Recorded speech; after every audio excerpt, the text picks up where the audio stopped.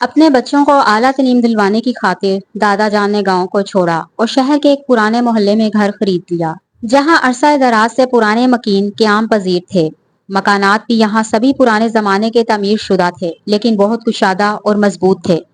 اسی وجہ سے اس عمارت میں شکست و ریخت کم ہی تھی۔ دادا کا خیال تھا کہ نئے علاقوں کی نسبت یہاں کے باشندے زیادہ قابل بھروسہ ہیں، کہ نئی کالونیوں میں طرح طرح کے لوگ آ کر آباد ہو جاتے ہیں، جبکہ ان کے پس منظر کا پتہ ہی نہیں ہوتا۔ ان کا کہنا تھا کہ مکانات اور محلے بے شک پرانے ہوں، لیکن مکان کو شرف مکین سے ہوتا ہے۔ جو گھر دادا نے خریدا وہ اچھی حالت میں تھا۔ انہوں نے معمولی شکست و ریخت کو درست کرا لیا اور اپنے کنبے کے ساتھ اس میں شفٹ ہو گئے۔ اسی محلے میں نذیر صاحب رہتے تھے۔ یہ دادا کے پرانے دوست تھے اور انہی نے ایک مکان دلوایا تھا۔ محلے کی گلیاں چوڑی اور سامنے چوک تھا۔ مکانات پر لکڑی کے عمدہ چوبارے نہایت ہنرمندی سے بنائے گئے تھے، جن پر پھول بوٹے نقش و نگار کندہ تھے۔ ان کی دیدہ زیبی نصف صدی بعد بھی قائم تھی، تبھی یہ گھر شاندار اور دلکش لگتے تھے۔ کمرے بڑے بڑے اور ہوادار، جبکہ دالان پختہ سرخ اینٹوں سے بنے ہوئے، اسی مہارت سے کہ کسی ایک اینٹ کا کونا تک نہ ٹوٹا تھا۔ رشتہ دار آتے تو مکان کی تعریف کیے بغیر نہ جاتے تھے۔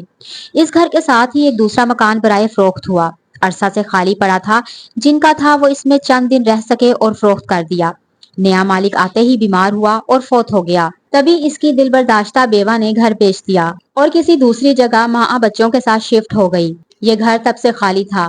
بدقسمتی سے تعمیر کرانے والے اور خریدنے والے کوئی بھی اس میں رہ نہ سکے، تو لوگ اس مکان سے خوف کھانے لگے۔ انسانوں کی طرح مکانات کی بھی ایک ہسٹری ہوتی ہے۔ ہمارے دادا نے جو خریدا تھا اس کے ساتھ والے مکان کی یہ ہسٹری نذیر صاحب نے ہی ان کو بتائی تھی، لیکن دادا تو حماد کے قائل نہ تھے۔ یہ لوگ اسے بدقسمت مکان کہتے تھے۔ بدقسمت مکان بہرحال بہت توجہ سے بنایا گیا تھا، ہر لحاظ سے عمدہ، ایک چھوٹا سا محل معلوم ہوتا تھا۔ محلے کی یہ سب سے خوبصورت عمارت تھی، جس کو برسوں سے تالا لگا ہوا تھا۔ دادا جان کی گاؤں میں کچھ آبائی زرعی اراضی تھی، جس سے کچھ خاص آمدنی نہ آتی، کیونکہ جو لوگ برسوں سے اس پر آباد تھے وہ 3 حصے پیداوار خود رکھ لیتے اور ایک حصہ دادا کو دیا کرتے۔ ان سے زمینوں گزار کرانا کٹھن مرحلہ تھا، لہٰذا دادا نے سوچا کہ کیوں نہ اس اراضی کو فروخت کر دوں۔ انہوں نے انہی لوگوں کو آفر کی کہ اگر یہ زمین خریدنا چاہو تو میں جاری نرخ سے کچھ کم پر آپ کو فروخت کرنے پر تیار ہوں۔ وہ لوگ تو چاہتے یہی تھے، فوراً راضی ہو گئے۔ سودا طے پا گیا اور دادا جان نے وہ ملکیت فروخت کر کے ان سے رقم لے لی۔ ایک روز نصیر صاحب نے بتایا کہ آپ کے برابر جو مکان خالی پڑا ہے، اس کے مالک بیرون ملک سے آ گئے ہیں اور کل مجھ سے ملنے آ رہے ہیں۔ وہ اس گھر کو سستے داموں بیچ رہے ہیں کیونکہ خریدار کوئی نہ تھا۔ وہ بولے، ان سے بات کرو، یہ مکان مضبوط اور خوبصورت ہے، میرے گھر کے ساتھ جڑا ہوا ہے۔ اگر یہ سودا ہو جائے تو درمیانی دیوار گرا دیں گے، ہماری رہائش اور کشادہ ہو جائے گی، بعد میں بچوں کے کام آئے گی۔ نذیر صاحب نے مالکان سے بات کی اور سودا طے پا گیا۔ وہ تو اس جائیداد کو ہر حال میں بیچنا چاہتے تھے۔ مکان چونکہ سستا مل رہا تھا، دادا ابو نے خرید لیا۔ ان دنوں ابھی میرے والد کی شادی نہ ہوئی تھی اور وہ دادا جان کے بڑے بیٹے تھے۔ جب ابو کی شادی ہو گئی، دادا نے ان کو اسی مکان میں شفٹ کر دیا۔ شروع میں امی اور ابو اس میں رہائش پذیر ہوئے، لیکن میری والدہ کا جی گھبراتا تھا۔ انہوں نے اپنی والدہ سے درخواست کی کہ جیا کو میرے پاس بھیج دیں، مجھ کو اکیلے میں ڈر لگتا ہے۔ وہ ایک لاوارث خاتون تھی، عرصے سے نانی کے پاس تھی اور امی ان سے مانوس تھی۔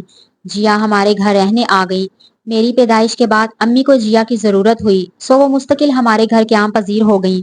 میں چھوٹی سی تھی، وہ مجھے لے کر پائیں باغ میں جا کر بیٹھتی، کچھ چٹائی پر آنکھیں موندے لیٹ کر دھوپ سینکتی اور قریب ہی میں کھلونوں سے کھیلتی رہتی۔ وہاں آم اور جامن کے درخت تھے، کھیلتے ہوئے ادھر کی ادھر چلی جاتی۔ عموماً 3 سال کے بچوں کو باتیں یاد نہیں رہتی، لیکن اس وقت کی باتیں اچھی طرح میرے ذہن میں آج بھی محفوظ ہیں۔ درخت کے نیچے میری عمر کے اور بھی بچے مجھ کو کھیلتے نظر آتے۔ وہ گورے چٹے اور گول مٹول سے ہوتے اور میں ان کے ساتھ کچھ کھیلنے لگتی۔ جیا کی شاید آنکھ لگ جاتی تھی اور میں کھیل میں مگن ہو جاتی۔ تب امی کی آواز سنائی دیتی، جیا، ناز کو لے آؤ، اس کا کھانا تیار ہے، کھلا کر سلا دو، تھک گئی ہوگی۔ امی کی پکار پر جیا کو ہوش آتا، ہڑبڑا کر اٹھ بیٹھتی اور مجھے بازوؤں سے پکڑ کر اٹھاتی۔ وہ اندر چلنے کو کہتی اور میں ساتھی بچوں کی طرف رہنا چاہتی۔ تب روتی اور ضد کرتی تو انا بھی حیران ہو کر کہتی، ارے چلو ناز، آخر تم کس لیے نہیں جا رہی؟ میں اشارہ کرتی، تب کہتی، یہاں کون ہے؟ یہاں تو کوئی بھی نہیں ہے۔ وہ مجھے اپنی طرف کھینچتی اور میں چلاتی، جیا، وہ نہ جانے اسے اپنی معصوم آنکھوں سے کیا نظر آتا ہے۔ क्या है नाज वहाँ? वो तफ्शीश भरे लहजे में पूछती। मैं दरख्त तले बैठे बच्चों की तरफ इशारा करती, अपने साथ खेलने वाले बच्चों की मौजूदगी का एहसास दिलाती, मगर उनको कुछ भी दिखाई ना देता। बाजों से पकड़ती और जबरदस्ती अंदर ले जाती। बीबी जान देखो तो नाज को रोज ऐसी खेल में मस्त होती है कि जब अंदर आने का कहती हूँ जिद करती है, जबरदस्ती लाती हूँ तो रोने चिल्लाने लगती है। शुरू में अम्मी ने ध्यान ना दिया, एक रोज वो खुद उधर आ गई। देखा कि जिया मदहोश पड़ी है और मैं दरख्त के साए तले खेल में मगन हूँ, लेकिन ऐसे कि जैसे कोई बच्चा दूसरे बच्चों के साथ खेलता है। इस अंदाज से मेरा खेलना अम्मी को अजीब लगा। आगे बढ़कर मुझे उठा लिया, तभी रोने और चिल्लाने लगी। इतने में जो बच्चे मेरे साथ खेल रहे थे वो उठकर भागे और गायब हो गए। ये मंजर सिर्फ मेरी आंखें ही देख सकती थीं, कोई और नहीं देख सकता था। लेकिन बचपन में मुझे तो इस अमर का इदराक ही न था कि मैं क्या देख रही हूँ, जो जिया और अम्मी को दिखाई नहीं देता। गर्मियों का मौसम आ गया। अब सुबह से धूप तेज हो जाती, दरख्तों के सायों ने रुख बदल लिया। जिया मुझे वहां ना बिठाती जहां मैं पहले बैठकर खेला करती थी, लेकिन वही बच्चे दूसरी सिम्त मेरे पास आकर दायरे में बैठ जाते और खेलते। सिर्फ वो ही मुझे नजर आते थे, जिया को नहीं। तपश भरती तो वो मुझे वहां से उठाकर सहन में ले जाने लगती। मैं कहती, जिया देखो वो सामने बैठे हैं, मुझे उन्हीं के पास जाने दो, मैं उनके साथ खेलूंगी। अब मैं खूब फराटे से बोलने लगी थी और अपना माफी जमीर समझा सकती थी। कौन है, कहाँ है? जिया घबरा जाती। देखो वो रहे बच्चे। कौन से बच्चे भाई? वहां तो कोई नहीं है, वो मुझे बुला रहे हैं। क्या आपको नजर नहीं आ रहे? नहीं तो जाने क्या कहती हो, चलो। मैं मचल जाती, उधर को भागती जिधर वो होते और जिया हैरान होती। एक दिन जिया ने वालदा को बताया, वो मुझको उस वक्त देखने आई जब मैं पाई बाग में अपनी मखसूस जगह पर खेलने में मसरूफ थी। मेरे खिलौने एक तरफ पड़े थे और मैं उन बच्चों के आगे पीछे भाग रही थी जो सिर्फ मुझे नजर आते थे और जिया को दिखाई न देते। मेरी माँ दंग रह गई। उन्होंने अजब अंदाज से खेलते पाया जैसे कि मैं किसी और के साथ खेल रही हूँ, भाग दौड़ कर रही हूँ। वो डर गई और मुझे दादी के पास ले गई और उनको अहवाल बताया। वो बोली, बहू ये मकान अरसे से बंद पड़ा था, मुमकिन है किसी और मखलूक ने भी इसमें बसेरा कर लिया हो। तुम इसको दरख्तों तले मत खेलने दिया करो, बल्कि पाई बाग की तरफ जाने वाला दरवाजा ही बंद कर दो। वालदा ने ऐसा ही किया। नतीजा ये हुआ कि मैं चिड़चिड़ी और बीमार हो गई, खाना पीना छोड़ दिया। तब दादी मुझे दम करवाने एक मौलवी साहब के पास ले गई। अब वो रोज घर आकर मुझ पर दमो दरूद करते। तब मैंने खाना पीना शुरू कर दिया, लेकिन पाई बाग को जाने की अब भी मैं जिद करती, क्योंकि मेरे साथी वहां थे जिनके साथ खेल कर खुश होती थी। उन्हीं दिनों मेरी बहन पैदा हुई। अब मैं अकेली ना थी, छोटी के साथ खुश होती थी। जिया उसे लेकर सहन में बैठती और अम्मी खाना बनाती। एक रोज वो बरामदे में झूले में लेटी थी और जिया पास बैठी थी। मैं भी पालने से लगी थी कि अचानक जिया ने जमाइयां लेनी शुरू कर दी। फिर वो फर्श पर लेटकर सो गई। तभी मैंने देखा कि एक औरत पालने के करीब आई। उसने नन्नी को बाजू में उठा लिया और दरख्त की तरफ चली गई। ये मंजर देखकर मैं रोने लगी तो जिया की आंख खुल गई।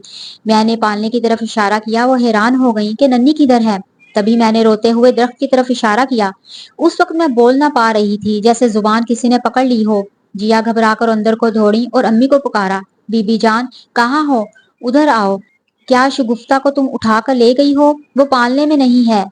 इससे पहले कि अम्मी आती मुझको औरत दोबारा बरामदे में नजर आई। उसने मेरी नन्ही मुन्नी बहन को फिर से पालने में लिटा दिया, खुद दरख्त की सिमत चली गई और गायब हो गई। अम्मी ने देखा कि नन्ही तो पालने में लेटी है। बोली, जिया क्या हो गया है तुमको? बच्ची तो ये सो रही है और तुम बवेला मचा रही हो। जिया बेचारी लाजवाब थी। मैं बताना चाहती थी सब कुछ, मगर बता ना सकी, जबान ने साथ ना दिया। वो औरत बाद में भी कई बार पाई बाग में और नलके पर मुझे दिखाई दी। कभी बच्चे उसके साथ होते और कभी अकेली होती। वक्त गुजरता रहा, समझ आती जा रही थी इस घर में किसी को कुछ ना कुछ गैर मामूली जरूर महसूस होता था, लेकिन एक मैं ही थी जो कभी कुछ और कभी कुछ देखती थी और किसी से बयान ना कर सकती थी। एक बार देखा कि कुछ लड़के और लड़कियां बेरी के दरख्त के इर्द गिर्द चक्कर लगा रहे हैं और दो औरतें नलके पर कपड़े धो रही हैं। एक बार जाड़े के मौसम में देखा कि दरख्त पर आम लगे हैं। जिद करती, जिया आम तोड़ कर दो। वो कहती, आय हाय ये कैसी बिन मौसम बरसात है। भाई क्या सख्त जाड़े में भी कभी आम का फल आता है? कहाँ है आम? वो देखो वो रहे। मैं इसरार करती, ला दो ना। अरे भाई मुझे ना सताओ, वहां कुछ नहीं है, चलो अंदर। कभी खींचती हुई कमरे में ले आती। मैं रोती रह जाती, जाने ये कैसा करिश्मा था। घर में मुझे ही कुछ ना कुछ गैर मामूली नजर आता था, किसी और को नहीं। खुदा जाने इन दिनों मेरी आंखों में कोई ऐसी कुव्वत आई थी जो इन चीजों को भी देख लेती थी, जिनको आम आंखों से नहीं देखा जा सकता था। 7 साल की उम्र में मुझे दूर दराज फासले पर होने वाली बातें सुनाई देने लगी। अगर अम्मी नानी का घर बैठी इनके साथ बातें कर रही होती तो मेरे कान उन बातों को सुन रहे होते थे। हालांकि नानी का घर हमारे घर से 20 कोस पर था और ये एक नामुमकिन बात थी। رات کو اپنے بستر پر لیٹی ہوتی اور ساتھ والے گھر میں ہونے والی دادا دادی چچا چچی اور ان کے بچوں کے درمیان ہونے والی گفتگو میرے کان سن رہے ہوتے۔ صبح ان کو بتاتی کہ رات آپ لوگوں نے یہ باتیں کی تھی، وہ حیرت سے منہ تکنے لگتے جیسے کہ میرے کانوں میں آوازیں کیچ کرنے والے ریڈیائی آلات لگے ہوں۔ میرے گھر والے سب پریشان تھے کیونکہ میری کئی باتیں صحیح پیش گوئیاں ثابت ہو رہی تھیں۔ کسی صبح کہتی کہ ابو آج گاڑی پر مت جائیے، آپ کی گاڑی کو ٹکر لگے گی، اور ایسا ہی ہو جاتا۔ یہ میں نہ کہتی تھی، کوئی میرے دل میں کہتا تھا۔ دادا کے انتقال کے بعد میرے ساتھ غیر معمولی واقعات زیادہ ہونے لگے۔